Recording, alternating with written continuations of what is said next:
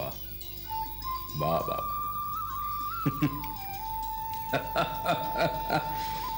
সত্যি আমার এই কচি শালিটির তুলনায় আমি জামাইবাবুটি এত বুড়ো যে তোমার এত রস তো সব মাঠে মারা গেল গো। আহা, হ্যাঁ গো, ছোট কিন্তু শেষটায় কিনা তুমি উলুবনে মুক্ত ছড়ালে। না না, বাইরে বলছি জামাইবাবু।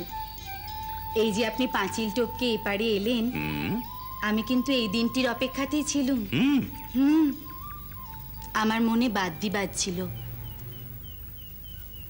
এবারে আমি ঝগড়া করি ছোট, শুনি। আচ্ছা, আমার না হয় এপারে আসাতে বাধা ছিল, ওপারে যাওয়াতে তোমার তো কোনো বাধা ছিল না। মা নিশ্চয়ই বাধা দিতেন না? না না, মা তো যেতেই বলতো। তবে জানেনই তো সব। হ্যাঁ হ্যাঁ, আজ করতে পারি। তো সে বাধা কি এখনো কাটেনি? আমারও তাই মনে হলো অবশ্য। আজ সকালেই তো বাগানে মথুরের সঙ্গে দেখা হলো, চোখ তুলে চাইলে না পর্যন্ত। ওর কথা ছাড়ুন, আসলে ও না মন্দির নিয়ে বড় অশান্তিতে আছে। কিসের অশান্তি ছোট? আমি তো শুনলাম মন্দিরে মায়ের নিত্য আবির্ভাবের পর থেকে মন্দির বেশ রমরম করে চলছে, মথুরেরও পুণ্যের ভান্ডার একেবারে উপচে উপচে পড়ছে। ছাড়ুন না ওসব কথা জামাইবাবু, অন্য কথা বলুন। আচ্ছা, যা শুনছি তা কি সত্যি? কি বলো তো? মায়ের সঙ্গে আপনার মামলা নাকি মিটতে চলেছে, মা নাকি নিজেই মামলা তুলে নিচ্ছেন। আমিও সেই রকমই শুনেছি। সেই বিষয়ে কথা বলবেন বলেই নাকি মা আমাকে আসতে বলেছেন। অবশ্য বরফ যে গলছে তার আঁচ কিছুটা কদিন ধরেই পাচ্ছিলাম। সত্যি বলতে কি, মার সঙ্গে মামলা চালিয়ে আমি নিজেও তো খুব একটা তৃপ্তিতে ছিলাম না। মায়েরও তো সেই একই ভাব। আজ সারাটা দুপুর বড়দিদির সঙ্গে কান্নাকাটি করেছে। হ্যাঁ, শুনলুম। পদ্মমণি আমার ঘরে গিয়ে বললে। তো আমি ভেবে দেখলুম যে মা যদি নিজেই আমার সঙ্গে কথা বলতে চান, তাহলে আমারই বা আপত্তিটা কোথায়? ছোট, মা, একটু ও ঘরে যা, আমি বড়বাবুর সঙ্গে কথা বলবো। আমি এখানে থাকলে আপত্তি আছে? আছে। ও,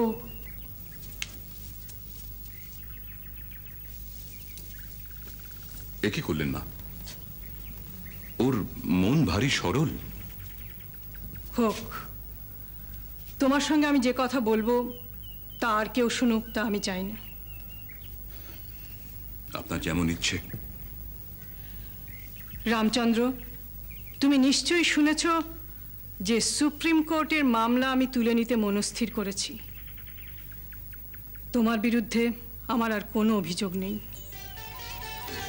আপনি কি সেই ব্যাপারে হিসেব নিকেশ করার? না, কোনো হিসেব নিকেশের মধ্যে আমি যাব না। তোমার বিরুদ্ধে সমস্ত অভিযোগের আমি রফা করে ফেলব। আমি নিঃশর্ত আবেদন জানাবো, আমি ছোট হব। এ কি বলছেন না? আপনি কেন ছোট হবেন? আমি অনেক ভেবে দেখেছি। আসলে তোমার সঙ্গে আমার সংঘাতটা ব্যক্তিত্বের সংঘাত, কোনো আদর্শ বা নিষ্ঠার সংঘাত নয়। আর ইদানিংকালে এই সব কিছুই আমার কাছে বড় অকিঞ্চিতকর মনে হয়। ইদানিং মানে? ওই মন্দিরের ছোট ভরছায় আপনাকে দণ্ড দেবার পর? তুমি শুনেছ? সারা দেশের লোক শুনেছে। আমার সমস্ত বোধ কেমন পাল্টে গেছে। মন্দিরে মায়ের পাদপদ্মে বসে আমি বিষয় চিন্তা করতে গিয়ে ধরা পড়ে গেছি। ছি ছি ছি, শতধিক আমাকে।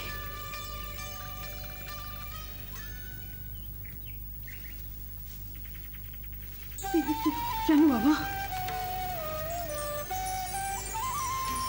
আপনি ছোট হতে চাইলেও আমি আপনাকে হতে দেব কেন মা? আমি তো জানি আপনি কত বড়। তুলনায় তিনি যে কত বড় সে আজ পাও।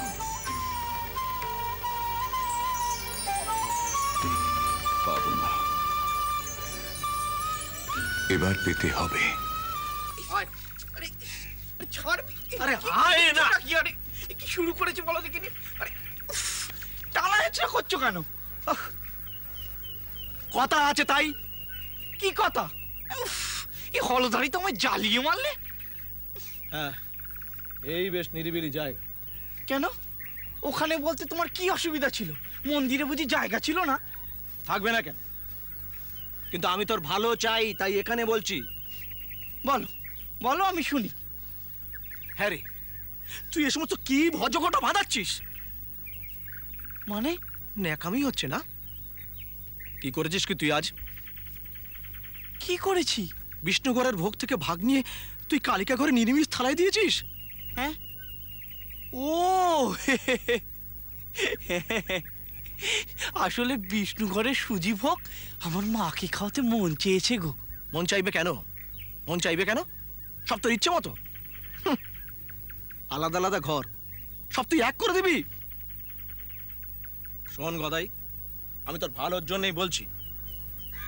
এতদিন তোর কাজে কর্মে কেউ নজর দেওয়ার ছিল না, তুই চালিয়ে যাচ্ছিস। কিন্তু এখন থেকে আরও সব চলবে না।